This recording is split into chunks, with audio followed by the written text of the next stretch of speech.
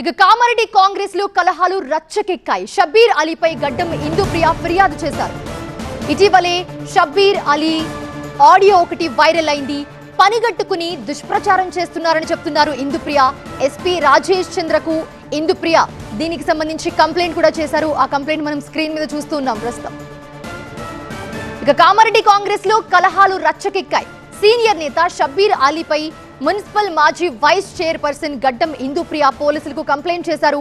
మహిళలను కించపరిచేలా సోషల్ మీడియాలో ట్రోల్ చేస్తున్నారని షబ్బీర్ అలీ కుమారుడు ఇలియాస్ సహా మరికొందరి పేర్లను ఫిర్యాదులో పేర్కొన్నారు ఇందుప్రియ.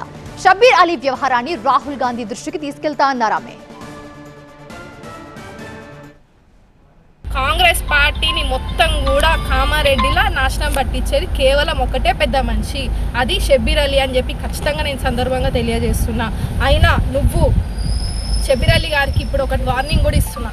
నిన్న ఒకటి చెప్పిరు, మొత్తం సోషల్ మీడియాలో అన్నిట్లో కూడా వాయిస్ రికార్డింగ్ ప్రతి ఒక్క దాంట్లో ట్రోల్ అయింది. అలా ఏమొచ్చింది, అలా కూడా మీరు ఏం మాట్లాడిరు మహేష్ కుమార్ గౌడ్ గురించి, పార్టీ గురించి, అండ్ ముఖ్యంగా మహిళల గురించి మాట్లాడతారా? మీరు ఏమనుకుంటారు మీ గురించి?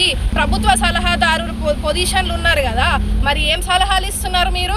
ఇవేనా సలహాలు ఇచ్చేది మీ ఇంట్లో మనుషులకి, మీ ఇంట్లో కొడుకులకి? ట్రోల్ చేయరు, ఆడబిడ్డల మీద అది చేయరు ఇది చేయరు అని ఇదేనా మీరు ఇచ్చే సలహాలు?